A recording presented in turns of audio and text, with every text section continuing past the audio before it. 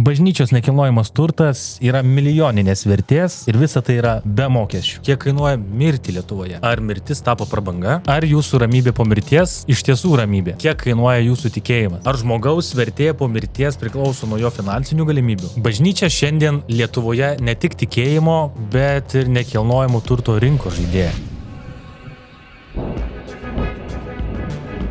Sveiki atvykę į NT Reikalo podcastą, kuris kalba apie tai, ko kiti vengia. Šiandienos tema gali atrodyti tabu, tačiau ji yra būtinai reali. Ar kada pagalvojate, kiek kainuoja jūsų tikėjimas? Ar jūsų ramybė po mirties tai iš tiesų ramybė? Ar vis dėlto tai yra finansinis sandoris? Šiandien kalbėsim apie bažnyčių valdomą nekilnojamą turtą, kapaviečių kainas, kas iš tiesų moka už kapinių priežiūrą ir kaip tikėjimas gali būti pelningu verslu. Vieni anksčiau vadindavo galimai mafija, nes vienas tokio verslo dalyvis turi numirti, kad ateitų kitas. Lygiai taip pat ir su notarais buvo kalbama. Bažnyčios nekilnojamas turtas yra milijoninės vertės ir visa tai yra be mokesčių. Ar žinote, kad bažnyčios Lietuvoje yra vienas didžiausių nekilnojamų turtų valdytojų? Vilniaus, Kauno, Klaipėdos, kitų miestų bažnyčios valdo žemes ir sklypus, pastatus, kurie yra įvertinti milijonais eurų. Ir kiekgi vis dėlto priklauso nekilnojamo turto bažnyčioms? Lietuvoje yra virš 1500 bažnyčių ir vienuolynų, kurių didžioji dalis registruoti kaip nekilnojamo turto objektai. Bažnyčių valdomų pastatų vertė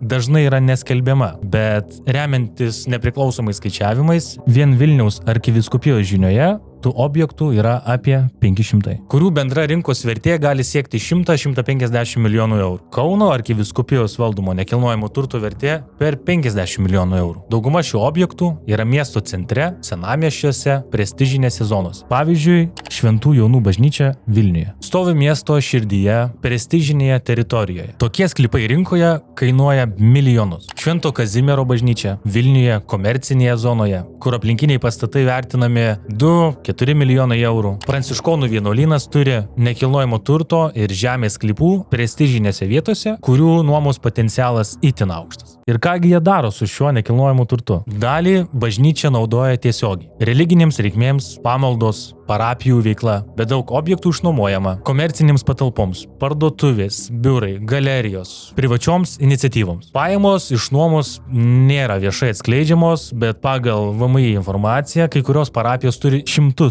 000 eurų pajamų per metus. Pagal Lietuvos Respublikos įstatymą, net jeigu bažnyčia nuomoja savo patalpas verslui ar jeigu tas turtas nuomojamas religinės bendruomenės tikslams, nekilnojamo turto mokestis nėra taikomas. Kitaip tariant, gali turėti komercinį pastatą, gauti už jį pajamas ir nemokėti nė cento nekilnojamo turto mokesčio. Jeigu tavo butas mieste vertas 150 000 ir tu moki nekilnojamo turto mokestį, o bažnyčia valdo pastatą vertą 2 milijonų, kodėl jį moka nulį? Kur teisybė? Ar tikėjimas suteikia imunitetą nuo atsakomybės? Kad būtų dar aiškiau, kalbam ne apie 2 ar 3 bažnyčias, kalbam apie šimtus pastatų, kurių vertė nuo 100 000 iki milijonų eurų. Ir kai kurie stovi miesto centruose. Bet kai nueini į bažnyčią, tau sako, aukok. Kai stato naują koplyčią, skelbia rinkliavą. Klausimas, jeigu tai yra tikėjimas, kodėl tiek daug nekilnojamo turto? O jeigu tai nekilnojamas turtas, kodėl tai vadinama šventu? Tačiau ar bažnyčia moka nekilnojamo turto mokestį? Atsakymas – ne. Pagal Lietuvos įstatymus religinės bendruomenės yra atleistos nuo mokesčių, jei tas turtas naudojamas religinėms reikmėms. Bet kas atsitinka, kai šis turtas naudojamas komerciniams tikslams? Nuomai, verslo veiklai, komercinėms, laidotuvių paslaugoms. Ogi nieko, mokesčių vis tiek nėra. Įdomu tai, kad valstybė religinių bendruomenių rėmimui kasmet skiria virš milijono eurų. Tai mūsų visų pinigai, už kuriuos yra išlaikomas turtas, iš kurio pati bažnyčia dažnai uždirba. Bažnyčia šiandien Lietuvoje ne tik tikėjimo, bet ir nekilnojamo turto rinkos žaidėja. Milijoninės vertės, jokie mokesčiai, valstybės finansavimas. Viskas atrodo šventa, bet ar tikrai? Kapinės ir kapaviečių kainos. Ar mirtis tapo prabanga? Dabar pereikime prie dar jautresnės temos, kiek kainuoja mirti Lietuvoje. Šiandien Lietuvoje mes turime apie 37 000 laidotuvių kasmet. Tai rimtas mastas, kuris sukuria nemenką nekilnojamo turto rinką. Vien kapavietė Antakalnyje kainuoja nuo 300 iki 1000 eurų, o privačiame versle net iki 10 000 eurų už tą patį žemės plotelį. O papildomos paslaugos, karstas, dokumentai, gėlės ir iš krūvos pinigų kyla 3–5 000 eurų. Kaunas 24 2024 metais turėjo beveik 3700 laidotuvių, iš kurių daugiau nei 2000 urnose. Mažesnės vietos, bet kainos lieka aukštos. Taigi net ir ekonomiški pasirinkimai nėra tokie ekonomiški. Ir tie, kurie neturi artimųjų, palaidoti valstybės sąskaitą. Bet tai tik keletas dešimčių. Likę finansuoja savo kapus. Tai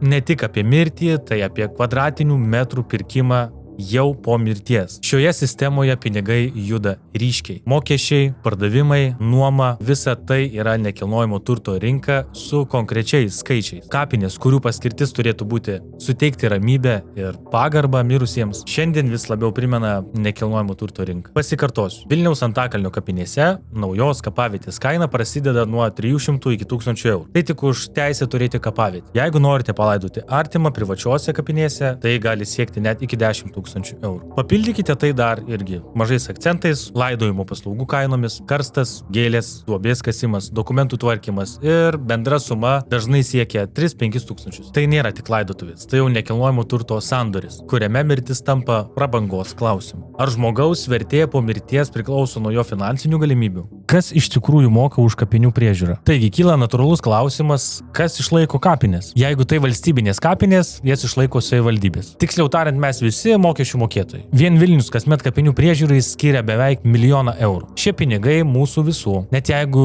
ir neturime nei vienos kapavietės mieste. O kaip su bažnytinėmis kapinėmis? Jos kaip juridiniai vienetai gauna pajamas iš aukų, bet realybėje tai yra verslas. Antkapių leidimų išdavimas mokama, priežiūros darbai mokama, leidimai naujoms kapavietėms mokama. Išeina, kad mes mokame už kapinės 2 kartus, kaip mokesčių mokėtojai ir kaip klientai, kurie niekada nesiskundžia. Ir tai vis dar vadiname pagarba mirusėjam. Ar tikrai tai pagarba, o ne tiesiog verslas, tikėjimas ar verslas? Dabar pereikime prie to, kaip bažnyčia, kaip institucija tapo komercinė struktūra. Mišios, gedulingos apeigos, neoficialiai privaloma auka yra 20-50 eurų. Krikštynos, vestuvės, aukos dar solidesnės. Bažnyčios turi leidybinės įmonės, spaustuvės, netgi valdo komercinį nekilnojamo turtą. LRT tyrimas atskleidė. Dvasininkų bendruomenės Lietuvoje aktyviai valdo verslus, viešbučius, laidojimo namus, statybos įmonės, vėjo jėgainės ir net dirbama su prieštaringai vertinamais verslininkais. Tai rodo, kad bažnyčia kaip verslas su verslo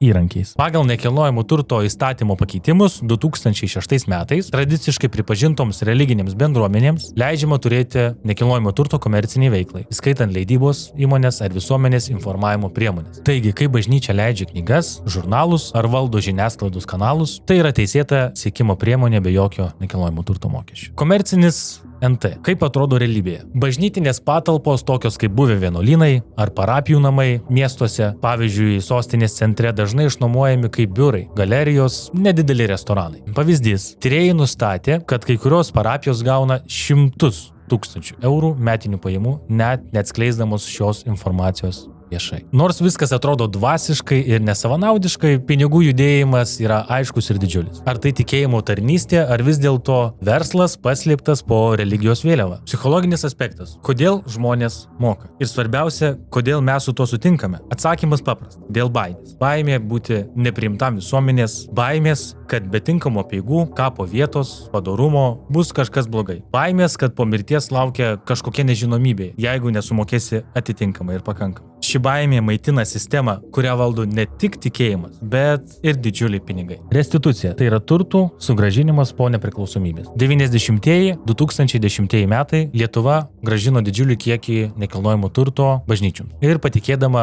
šalies centrinių vietų turtą. Skaičiuojama, kad ši restitucija apima prestižinius objektus, kurių vertė perėjo į bažnyčios rankas be rinkos kontrolės. Pavieniai atvejai, kai restituotas nekilnojamas turtas buvo perparduotas komercinėms įmonėms, nors buvo skelbiama grąžinama religinėms funkcijoms ir panašiai. Ten labai neaiškiai apibrėžta. Valdžios priežiūros trūkumas nėra aiškios sistemos, kaip tikrinama, kad restituotas nekilnojamas turtas būtų naudojamas tik religinėms reikmėms, ne komercijai. Kapinės. NT rinka mirties tema. Vilniaus Antakalnio kapinėse naujos kapavietės kainuoja 300 000 eurų, privačiose iki 10 000 eurų. Laidojimo paslaugos 3-5 000 eurų. Kapavietė ne tik simbolis. Tai kvadratinis metras nekilnojamo turto, kurį reikia nusipirkti su žeme, leidimais registracija. Ir kamgi priklauso šie sklypai? Valstybinėse kapinėse savivaldybių biudžetas apie 1 milijonas eurų per metus Vilniui. Bažnytinėse pajamos iš aukojimo, antkapių leidimo, priežiūros mokesčių, oficialiai vadinamos religinės veiklos finansavimo. Taigi, mes mokame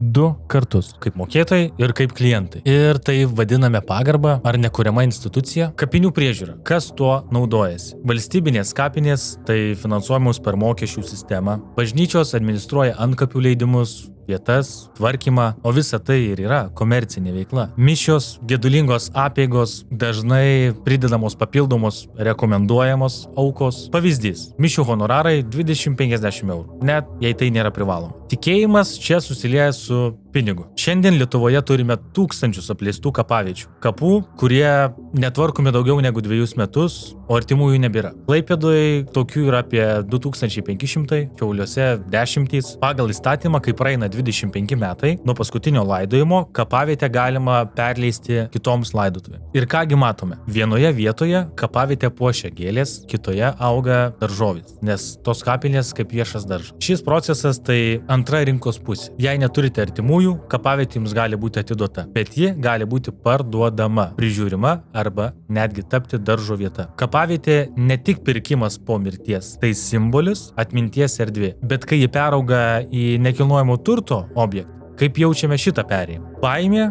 lygu pelnas, mirtis tabu. Bet jeigu nežinai, kaip padaryti teisingai, kainuos dar brangiau. Baimė, kaltė, socialinis spaudimas tai ne tik religinis turinys, tai kontroliuojamos emocijos, kurias institucijos monetizuoja. Pagalvok, kai sumoki už gerą kapą, ar tai pagrobimas, ar tai pagarba. Bažnyčia valdo milijonų vertės nekilnojamo turtą, tačiau nemoka mokesčių. Restitucijos schemas seka komercinė nauda, o ne religinė paskirtis. Kapavietės ne tik simbolis, bet ir prekė. Tikėjimas virsta verslu. Visą sistemą maitina mūsų baimė ir kaltė, o ne pagarba. Kas slepiasi po mūsų tikėjimu? Taigi religija Lietuvoje ne tik šventas reikalas, tai verslas, nekilnojamas turtas ir finansų sistema, kuri remiasi baime ir kaltės jausmu. Kai kitą kartą eisite į bažnyčią, pagalvokite, ar jūsų ramybė po mirties turi būti apmokestinama. Ar tikrai tikėjimas turėtų būti nekilnojamo turto verslo dalimi? Po šio podcasto atsakykite savo, ar paskutinis kvadratinis metras po mirties priklauso jums ar sistemai? Rašykite komentaruose, ką manote, dalinkite šio video ir prenumeruokite kanalą. Čia buvo NT reikalas. Kalbėjom apie tai, apie ką kiti bijo kalbėti garsiai. Ačiū ir iki.